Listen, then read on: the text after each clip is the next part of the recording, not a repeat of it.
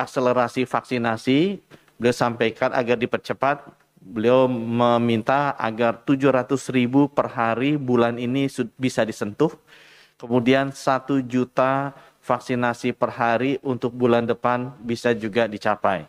Karena beberapa daerah seperti Kudus, kemudian DKI Jakarta, dan juga di Bangkalan memang sudah terkonfirmasi varian deltanya atau B1617.2 atau juga varian dari India mendominasi. Karena ini penularannya lebih cepat, walaupun tidak lebih mematikan, ini perlu benar-benar kedua hal tadi dipercepat atau diperhatikan. Implementasi di lapangan dan juga akselerasi vaksinasi.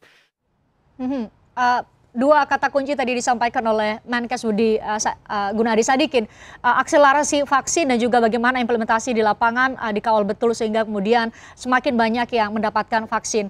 Itu cukup Pak Diki atau tadi yang saya sampaikan sebelum kita jeda bahwa kalau kita saling tunjuk cari siapa yang salah nggak akan selesai.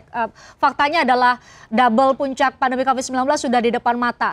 Saya ingin Anda melihat dari kacamata kami sebagai masyarakat, pemerintah sudah buat kebijakan, pemerintah sudah larang untuk tidak mudik, tapi nyatanya banyak sekali yang mudik.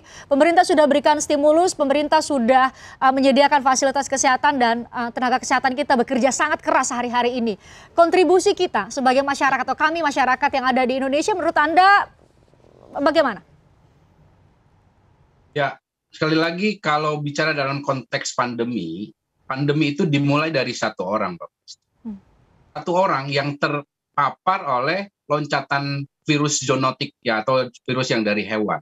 Nah, karena orang ini bisa dia abai, dia bisa juga kalau bicara misalnya kebersihan diri, ya kalau orang bekerja di peternakan ayam misalnya, ya dia nggak pakai masker, nggak cuci. Nah, pengabaian yang dimulai dari satu orang itu menyebabkan sekarang sudah lebih dari 100 juta ya, kasus COVID-19. Nah, artinya ini memberi pesan penting ya. Kalau di epidemiologi itu zero case yang tadi orang itu, atau kalau yang sudah menyebar ya index case. Nah, ini artinya setiap kita ini, setiap individu ini punya peran penting, punya peran yang sifatnya akan juga menentukan apakah virus ini cepat menular, menyebar, atau bisa kita kendalikan. Nah, ini dimulai dari setiap individu ini. Nah, ini yang harus dijadikan kesadaran setiap. Mereka punya peran. Nggak bisa mengandalkan orang lain, karena nggak tahu. Kalau kita abai, kita lalai, hanya mengandalkan orang lain, ya akhirnya semua orang berperilaku sama, ya akhirnya virus ini dengan leluasa menginfeksi manusia. Dengan mudahnya dia menginfeksi manusia, ya makanya lahir varian Delta yang demikian mengkhawatirkan itu. Nah, artinya lagi, kalau bicara hak dan kewajiban, sebetulnya kalau dalam konteks pandemi, saya lebih melihat kita harusnya bicara kewajiban. Kewajiban kita sebagai individu ini, ya udah, bagaimana kewajiban kita sebagai individu, apalagi bicara sebagai anggota keluarga, kita harus care pada orang tua kita, anak kita, nah, termasuk masyarakatnya, ada tanggung jawab sosial juga. Nah, disinilah peran perilaku ini kenapa begitu sangat signifikan berpengaruh.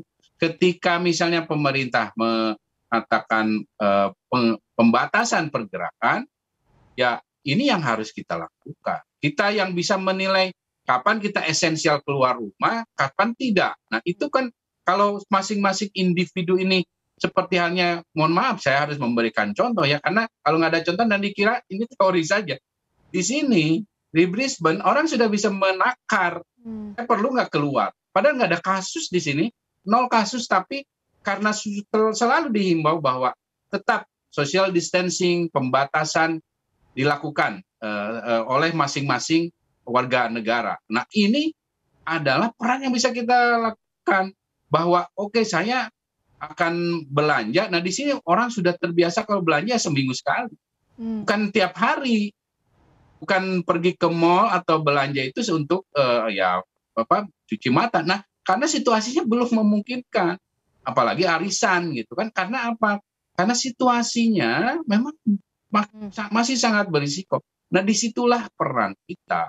Jadi adanya himbauan-himbauan yang sifatnya harusnya semua online, ya kita harus punya kreativitas, keinginan untuk berpartisipasi, mengimplementasikan himbauan pemerintah ini dalam kegiatan sehari-hari. Misalnya kalau arisannya tadi, karena saya bicara arisan, karena ada klaster arisan nih, buat tadi pagi saya diminta masukan. Nah, karena ketika misalnya konteks pandemi ini, ya sudah arisannya online, gitu kan bisa tetap terjadi. Nah, seperti halnya aktivitas perkantoran, ya WFH tetap misalnya 50%. Nah, karena begini ya, mohon maaf Mbak Christian, kalau bicara individu itu ada di masyarakat, ada yang di pemerintahan. Individu ini yang kebetulan menjadi pejabat publik. Nah, ini kalimat saya ini berlaku untuk semua individu, baik yang ada di komunitas maupun di sebagai pejabat publik. Jadi kalau dia misalnya berperilaku untuk menerapkan 5M, ya dia terapkan dalam perubahan. Kalau bicara organisasi, ya budaya organisasinya yang tadinya banyak offline, ya sudah ke arah online. Nah, hal-hal seperti ini akan sangat signifikan kok berkontribusi.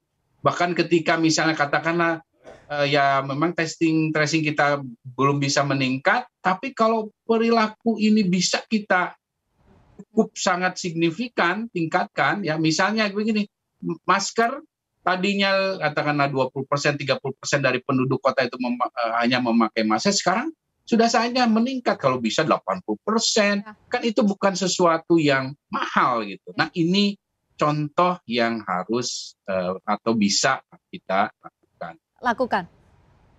Baik, terima kasih Pak Diki jauh-jauh dari Australia mau berbincang, memberikan perspektif di Forum Christian. Kita ngobrol panjang, semoga juga bisa disimak oleh lebih banyak orang lagi ya Pak Diki. Tadi pesannya jangan sampai kita saling tunjuk siapa yang salah, tapi coba menanyakan kepada diri sendiri. Kalau saya lihat angkanya sudah 1,9 juta total kasus COVID-19 di Indonesia dan itu mengerikan. Mengerikan, kita coba konversi menjadi kewaspadaan ya Pak Diki. Terima kasih sudah sekali lagi untuk Anda, sehat selalu untuk Pak Diki. Dan terima kasih juga untuk Anda pemirsa sudah menyaksikan Forum Christian. Ini mengharapkan atau mewajibkan kita semua untuk ambil peran, jangan sampai dua gelombang pandemi COVID-19 yang sudah di depan mata, nanti Juni menuju awal Juli dan varian Delta diprediksi pada akhir Juli nanti menghempas kita semua, karena kita semua juga yang akan turut menjadi korban. Mari jaga kesehatan kita, kesehatan orang terdekat dengan taat protokol kesehatan. Setidaknya itu yang bisa menjadi kontribusi kita untuk mencegah jangan sampai pandemi COVID-19 menggilas kita semua. Terima kasih sudah menyaksikan kami. Salam sehat selalu untuk Anda semua. Saya Christian Grich. Sampai jumpa.